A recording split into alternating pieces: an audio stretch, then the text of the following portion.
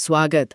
आज हमारे हाथ एक बहुत ही दिलचस्प और सच कहूं तो विस्फोटक मटेरियल लगा है। हाँ, विस्फोटक शब्द बिल्कुल सही है। ये एक प्रवचन के कुछ हिस्से हैं जिसका टाइटल है communism and zen fire, zen wind. और ये विस्फोटक इसलिए है क्योंकि ये स्रोत, राजनीति, धर्म और चेतना के बारे में मतलब ऐसे आइडियाज सामने रखता है जो किसी को भी हिलाकर रख सकते हैं। बिल्कुल, ये स्थापित सोच पर एक तरह से सीधा हमला है। सही कहा। वक्ता इसमें लगभग हर किसी को चुनौती देते हैं, पॉलिटिशियन से लेकर पोप तक, और एक ऐसी दुनिया की बात करते हैं जिसमें बाहरी बराबरी यानी कम्युनिज्म और अंदर की जागृति यानी ज़ेन एक साथ मिल जाएं। हाँ, तो आज हमारा काम है इन पेचीदा और सच कहे तो काफी शॉकिंग आइडियाज की परतें उधेड़ना। हम ये समझने की कोशिश करेंगे कि वक्ता सोवियत संघ के प्रयोग को इंसानियत के लिए इतना जरूरी क्यों मानते हैं। और क्यों वो एक आध्यात्मिक क्रांति की बात कर रहे हैं। और ये सिर्फ थ्योरी नहीं है ना, वक्ता अपने निजी और बहुत ही नाटकीय अनुभवों को अपनी दलीलों का आधार बनाते हैं। बिल्कुल। तो चलिए इस वैचारिक भूल भुलैया में उतरते हैं। देखते हैं कि क्या हम इन चौंकाने वाले विचारों के बीच से कोई रास्ता निकाल पाते हैं। अच्छा, शुरू में ही एक अजीब बात सामने आती है। वक्ता अपनी किताब गोर्बाचेव को समर्पित करते हैं, जबकि वो खुद कहते हैं कि वो राजनेताओं से मतलब नफरत करते हैं। ये थोड़ा विरोधाभासी नहीं लगता? लगता है, लेकिन वो इसे तुरंत साफ करते हैं। उनके अनुसार गोर्बाचोव एक राजनेता है ही नहीं। अच्छा। हाँ, वो कहते हैं कि गोर्बाचोव एक मानवतावादी हैं, उनका सपना विश्व शांति है, जबकि एक आम राजनेता का दिमाग वो हमेशा युद्ध की तैयारी में लगा रहता है। शांति से राजनेता का कोई लेना देना नहीं होता। नहीं होता।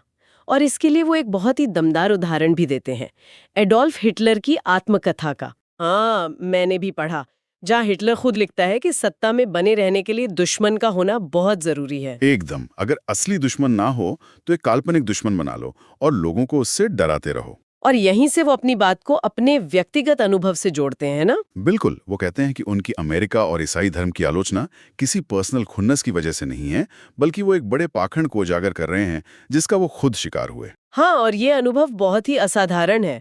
वो अमेरिका में अपने 5 साल के कम्यून का जिक्र करते हैं। ओरेगन में। हाँ, ओरेगन में। बताते हैं कि कैसे उनके लोगों ने एक रेगिस्तान को सचमुच एक नखलिस्तान में बदल दिया था। ये बहुत फैसिनेटिंग है।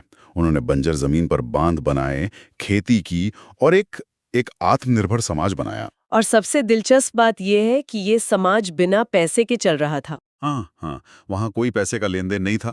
लोग साथ काम करते थे, साथ रहते थे, और स्रोत के अनुसार वे औसत अमेरिकी से कहीं ज्यादा खुश और स्वस्थ थे। और यही बात अमेरिकी सिस्टम के लिए एक सीधी चुनौती बन गई। एकदम।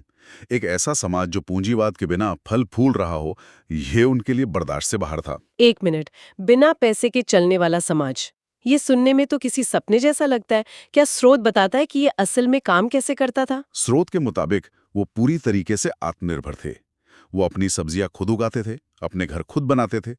मतलब उनकी जरूरतें बहुत कम थी। क्योंकि समाज का आधार लालच नहीं बल्कि साझापन था। सही। और जब अमेरिकी अटॉर्नी जनरल के एक प्रतिनिधि ने प्रेस कॉन्फ्रेंस की तो उसने साफ साफ कहा, और ये स्रोत का दावा है, कि वक्ता ने कोई अपराध नहीं किया है, लेकिन हमारी पहली प्राथमिकता इस कम्यून को नष्ट करना है। वाह!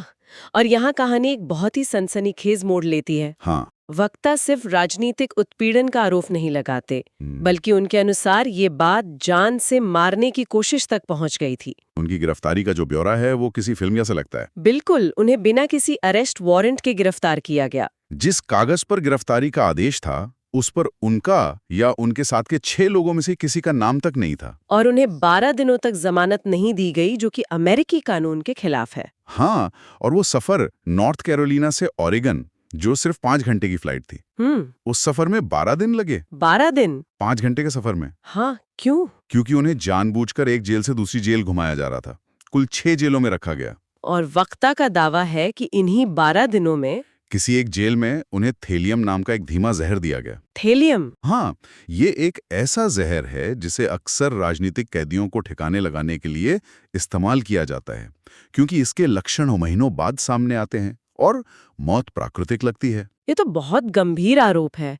इसका कोई सबूत? स्रोत के अनुसार वक्ता कहते हैं कि जब बाद में उनके शरीर में लक्षण दिखने लगे, जैसे बाल झड़ना, नींद न आना, शरीर में दर्द, तो दुनिया के बेहतरीन टॉक्सिकोलॉजिस्ट्स, खासकर ब्रिटिश विशेषज्ञों ने लक्षणों के आधार पर पुष्टि की कि ये थैलियम पॉइजनिंग ही है। वाह, ये किसी आध्यात्मिक गुरु के अनुभव से ज्यादा एक पॉलिटिकल थ्रिलर का प्लॉट लगता है। और यही अनुभव उनकी अमेरिकी लोकतंत्र की तीखी आलोचना का आधार बनता है। वो कहते हैं कि अमेरिका जिस स्वतंत्रता और लोकतंत्र का ढिंडोरा पूरी दुनिया में पीटता है, वो सिर्फ एक दिखावा है, एक पाखंड है। हाँ, वो रेड इंडियंस के साथ हुए ऐतिहासिक अन्याय का जिक्र करते हैं और अपनी जेल यात्रा का अनुभव बताते हैं कि उन 6 जेलों में उन्हें एक भी गोरा कैदी नहीं मिला, सब अश्वेत थे। और इससे वो ये नतीजा निकालते हैं कि अमेरिका में युवा अश्वेतों को क्रांति के डर से बिना किसी मुकदमे के जेल में ठूंसा जा रहा है, ताकि कोई मैल्कम एक्स या मार्टिन लूथर किंग दोबारा पैदा ना हो सके। लेकिन वो ये भी साफ करते हैं कि उनकी नफरत अमेरिकी राजनेताओं और नौकरशाही से है, अमेरिकी लोगों से नहीं। हाँ, जिनसे उन्हें बहुत प्यार मिला। तो बाहरी दुनिया में, चाहे वो अमेरिका हो या कोई और देश, वक्ता का निशाना राजनीतिक व्यवस्था पर है, जो उनके हिसाब से झूठ और हिंसा पर टिकी है। लेकिन वो यही नहीं रुकते। उनका मानना है कि हमारे अंदर की दुनिया को भी इसी तरह की व्यवस्था ने जकड़ रखा है, और वो है संगठित धर्म। हाँ, इसीलिए वो खुद को धार्मिक नेता कहलाने से भी इनकार करते हैं। क्यों? क्योंकि वो कहते हैं कि नेता शब्द ही राजनीति से आता है, और धर्म ने भी अपनी एक राजनीति बना ली है। इसलिए वो कहते हैं, मैं धार्मिक व्यक्ति हूं, धार्मिक नेता नहीं। और वो सिर्फ ईसाई धर्म नहीं, बल्कि दुनिया के सभी संगठित धर्मों के खिलाफ है। बिल्कुल। उनके अनुसार ईश्वर, स्वर्ग, नरक, ये सब इंसानों के मन में डर और लालच पैदा करने के लिए गढ़ी गई कहानियां हैं। तो मतलब वक्ता के अनुसार धर्म का पूरा ढांचा ही इंसान को एक अनुयायी या भेड़ की तरह देखने पर बना है। हाँ, जिसे हमेशा एक गड़रिया की जरूरत होती है। वो यीशु के इस कथन, तुम भेड़े हो और मैं गड़रिया, की कड़ी आलोचना करते हैं। वो कहते हैं कि ये इंसान की गरिमा का सबसे बड़ा अपमान है। सही बात है। कोई भी स्वाभिमानी व्यक्ति खुद को भेड़ कहलवाना कैसे पसंद कर सकता?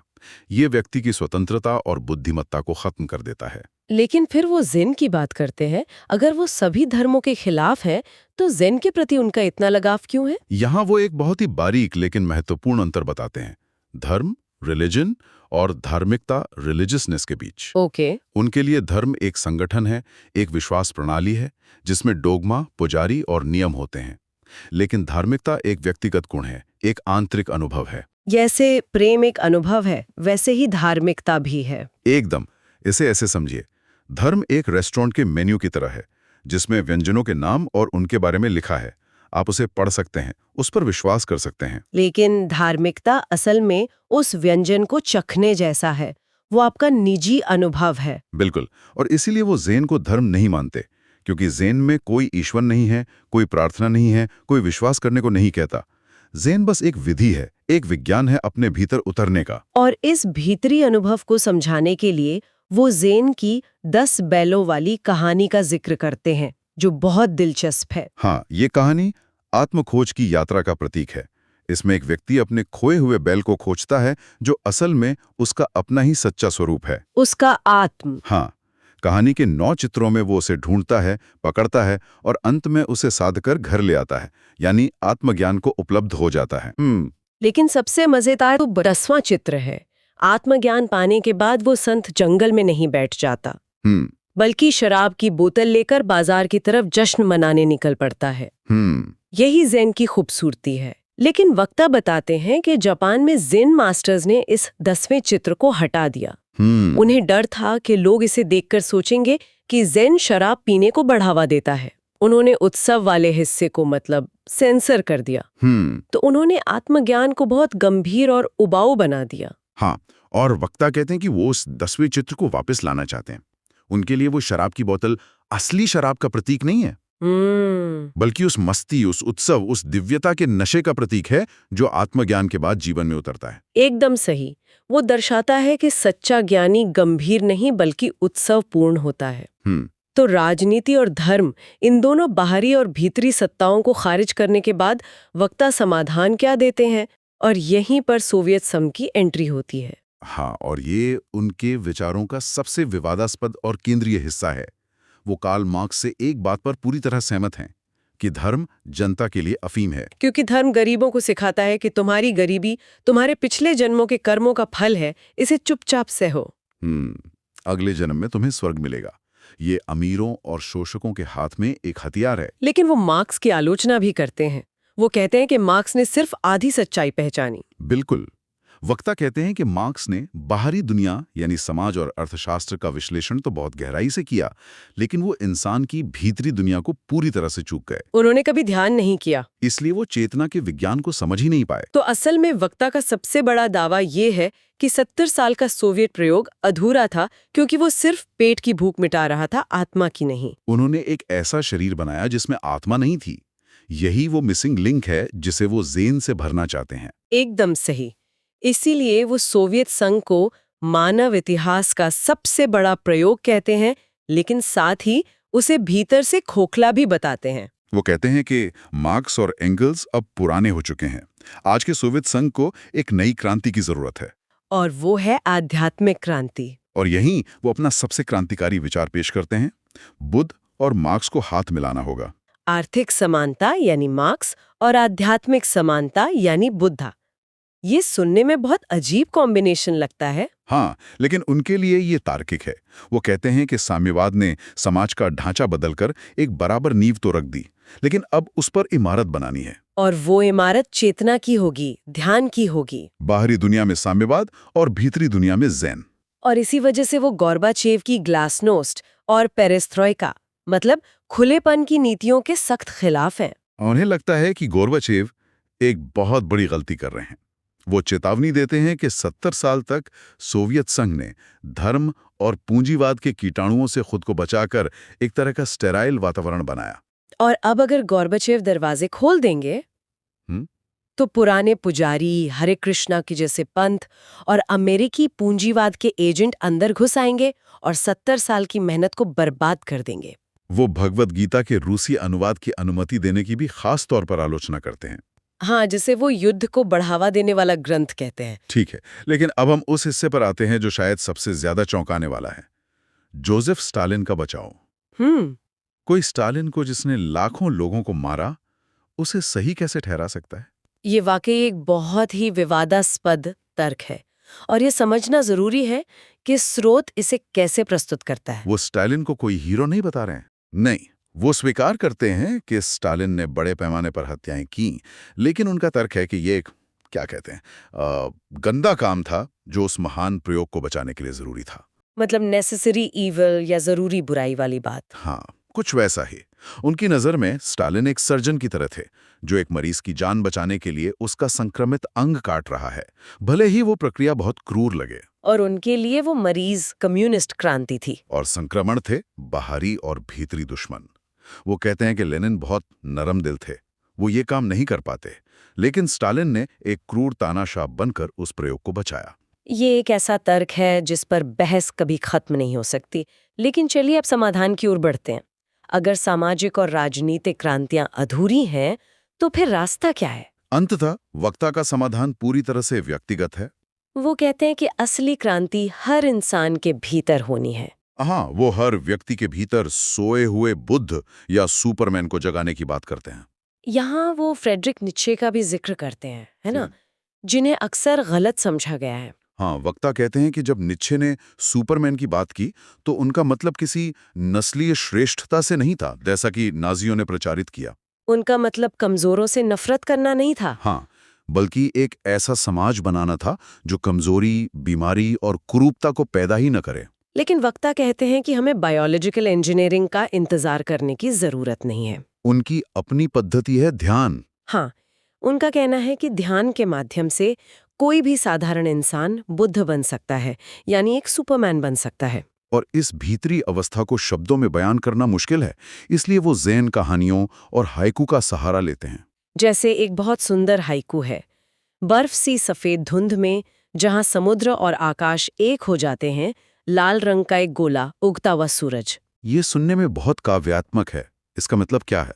ये नो माइंड या विचारहीनता की स्थिति का एक शब्द चित्र है। इस नो माइंड की अवस्था को ऐसे समझ सकते हैं कि हमारा दिमाग एक ट्रैफिक जैम की तरह है, जहां हर वक्त विचारों की गाड़ियां हॉर्न बजा रही हैं। और नो माइंड वो स्थिति है जब अचानक ट्रैफिक क्लियर हो जाता है और आप सड़क को साफ साफ देख पाते हैं बिना किसी शोर के। बिल्कुल। जब दिमाग पूरी तरह शांत हो जाता है, तब आप असलियत को वैसा ही देख पाते हैं जैसी वो है, बिना अपने विचारों का रंग चढ़ाए। आप बस एक दर्पण बन जाते हैं। हाँ, आप बस देख रहे हैं, जज नहीं कर रहे हैं। और ये अवस्था केवल ध्यान के माध्यम से पाई जा सकती है।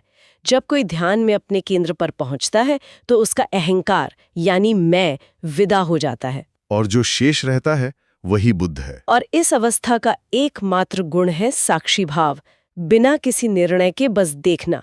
यही परम स्वतंत्रता है, यही एकमात्र सच्ची आध्यात्मिकता है। तो अगर हम आज की इस पूरी चर्चा को समेटें तो ये स्रोत हमें एक बहुत ही कट्टरपंथी नजरिया दे रहा है। हाँ, इसका तर्क है कि ये सच्ची मानवीय क्रांति तब तक अधूरी है जब तक वो सिर्फ बाहरी आर्थिक और सामाजिक ढांचों को बदलती है। इसका मूल विचार यही है कि साम्यवाद जैसी बाहरी क्रांति सिर्फ एक नींव तैयार कर सकती है, एक खाली कैनवस। और असली तस्वीर तो ध्यान और व्यक्तिगत चेतना के विकास से ही बनेगी, जिसे वो आध्यात्मिक क्रांति कहते हैं। ये बाहरी दुनिया यानी मार्क्स और भीतरी दुनिया यानी बुद्ध का संगम है। ये श्रोताओं के लिए एक बहुत गहरा सवाल छोड़ जाता है। क्या हमारे समाज की समस्याओं का समाधान सिर्फ बाहरी सुधारों, बेहतर कानूनों, बेहतर आर्थिक नीतियों में है, या फिर एक गहरे आंतरिक बदलाव की भी उतनी ही जरूरत है जिसे हम अक्सर नजरअंदाज कर देते हैं? और सोचने वाली बात यह है, क्या हो अगर सच्ची आज़ादी की शुरुआत समाज को बदलने से नहीं बल्कि खुद को बदलने से होती है? या जैसा कि ये स्रोत इशारा करता है, शायद असली रास्ता इन दोनों के एक कट्टरपंथी मेल में छिपा है।